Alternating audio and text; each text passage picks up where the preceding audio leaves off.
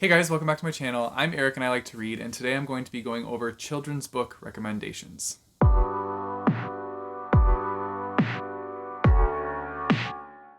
So as you guys have seen before, I've done a couple of these videos in different genres. One was sci-fi, I believe one was historical fiction, and yeah, so I've done a couple. Also LGBTQ plus books, those ones as well. But yeah, I've done videos like this where I'll do recommendations and then I'll get other recommendations from other booktubers. So for this one, I don't have too many booktubers included in this one, so it might be a little bit shorter of a video, but I will be showing you their recommendations. I'm going to give a couple of mine first, and then I will cut it over to their clips so you can see them. And all of the booktubers that are included in this video, their information will be in the description down below, so you can go check out their channels as well. So let's just start with my recommendations. I only have 3 here. One of them is Mossy the Manatee. I recently read this one and it's so adorable. It's very short, but it's so cute. So this story is following along with a manatee who has moss that grows on their back, and so it kind of makes them stand out from the rest of the manatee in the ocean. They are different. And they also are really obsessed with snow. They carry around this little snow globe and they really want to see snow, even though they're a manatee. So they kind of go on this little adventure to find snow. And yeah, it's just really cute. I also want to show you because there is a person. There's so does this turtle remind you guys of anybody? And that turtle? I feel like these characters are very much based off of Finding Nemo. So you got Crush. Wait, one of these guys is Crush. And the other one, I can't remember his name. Squirt. Squirt and I think Squirt, maybe Squirt. I don't know. I haven't seen Finding Nemo in a long time. But it just made me laugh that these turtles were very similar. They like kind of look like they're based off of those characters. So yeah. It was a fun little book following a manatee, and it was just a fun time. I also don't know much about manatees, so it was kind of cool to see that in this kid's book. Then the next one we have is adorable, and this is Baby Aviva Orangutan Diva. And so this is following an orangutan who wants to help out her family because they've run out of bananas, and so she has to cross over this gorge and go to the other side to get bananas. And so she enlists the help of her friend the elephant, and she goes and faces off against a tiger. There's lots to this little kid's book, but it's so cute and really adorable, and it reads like a kid's book too, so it's kind of like that rhyming read style, which we all enjoyed as children. There's also a really heartfelt meaning to this book. So the author, his 10-month-old daughter actually passed away, and so this book is written as a tribute to his 10-month-old daughter.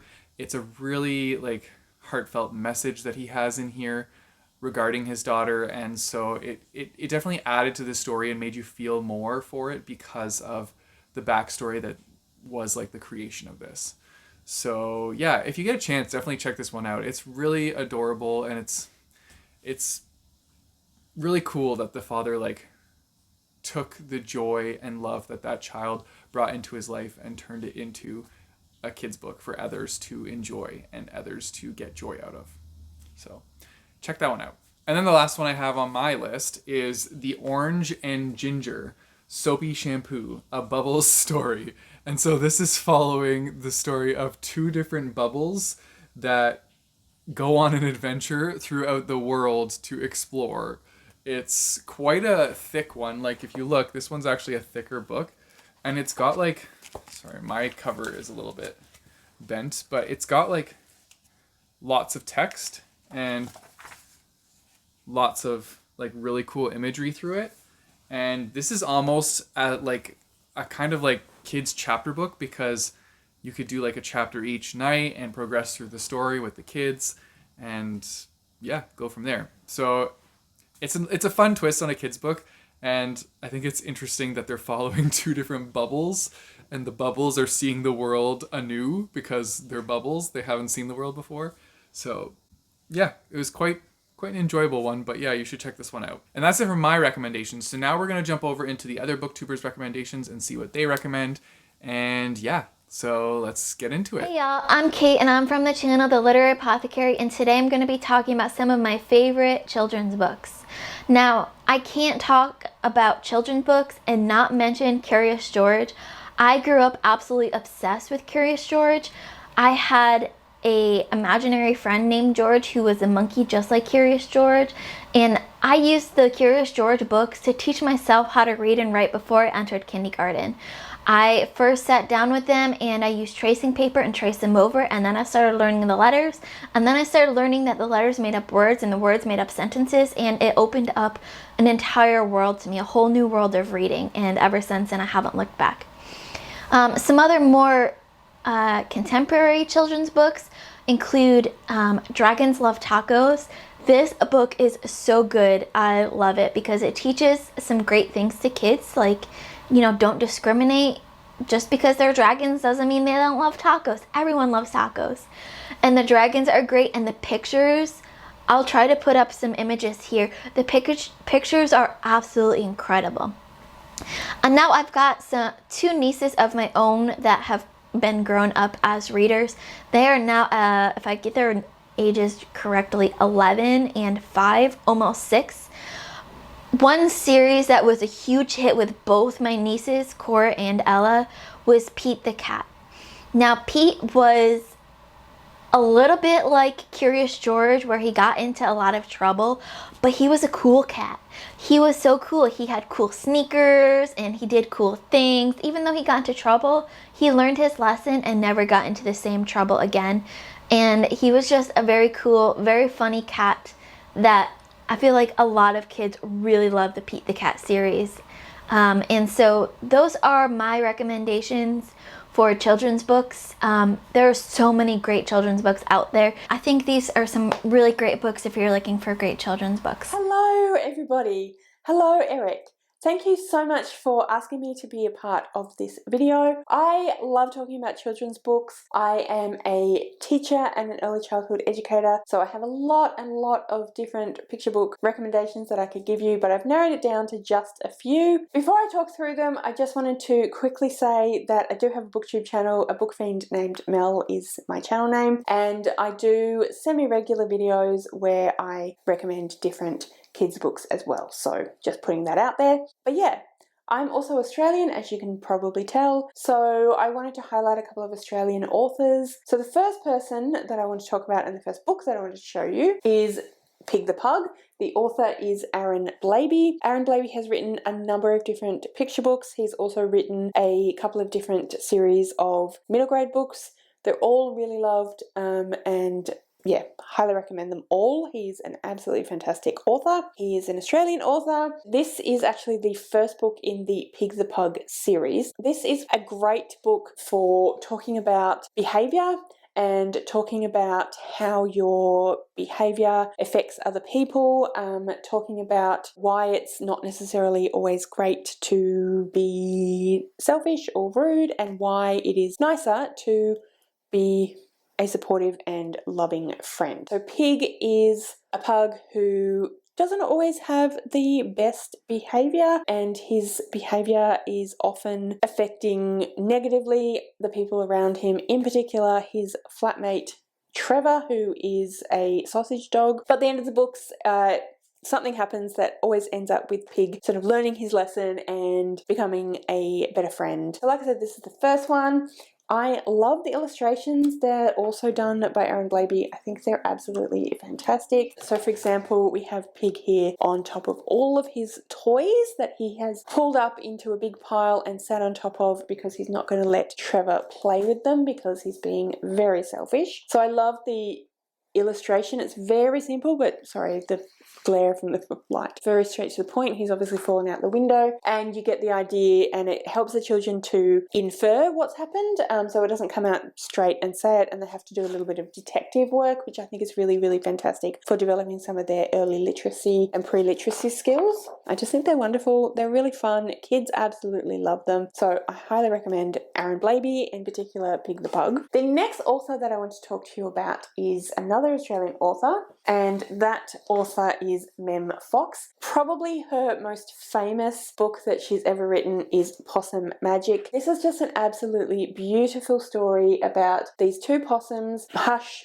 and Grandma Poss, and Grandma Poss, in an attempt to help Hush to be safe, she does a spell to make Hush invisible, but after a while Hush doesn't want to be invisible anymore, and Grandma Poss can't find the reversal spell, so they go on this whole adventure around Australia trying different food because she figures out that it's got something to do with human food, and yeah, eventually Hush becomes visible again. They are iconic Australian foods as well. I do think that you would enjoy this, or the children would enjoy this if they are not Australian, although if you happen to be Australian, definitely highly recommend if you have not read this already. Children really love those sorts of connections and being able to recognise and acknowledge things like that, so that is fantastic for that reason. But like I said, it's just really fun. A lot of literary devices like rhyming and different things like that, and it's just really beautifully illustrated as well. The illustrator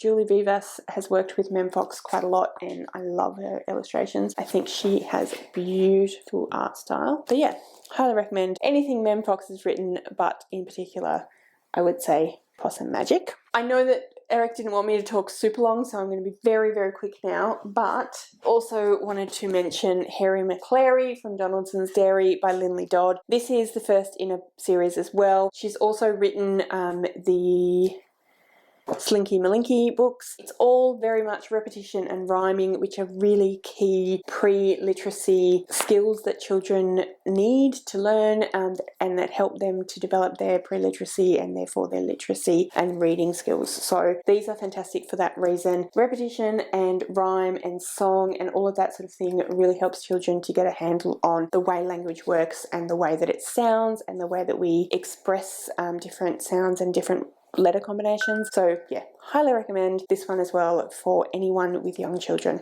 definitely. And again, fantastic illustrations. Plus it's just really fun about a bunch of dogs and a very silly naughty dog and just animals running amok and being, you know, crazy animals. So always lots of fun. I could go on and on, but I will stop there because, like I said, I'm sure Eric would rather I didn't carry on too much. But anyway, like I said, thanks for letting me be part of this video, and I hope that you found something that you might be interested in. See you later. One of my favorite books growing up was Talking Eggs by Robert D. Sansucci. It's a Cinderella story about kindness and generosity with a deep Southern Creole twist.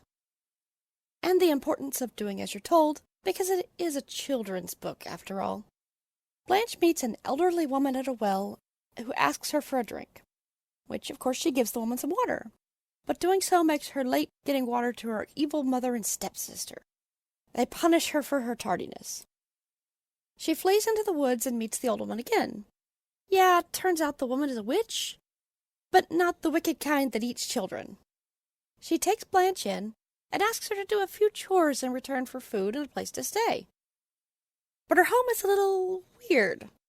She has a two-headed cow with corkscrew horns, and brays like a mule, and multicolored chickens that whistle like mockingbirds, and have not enough or too many legs.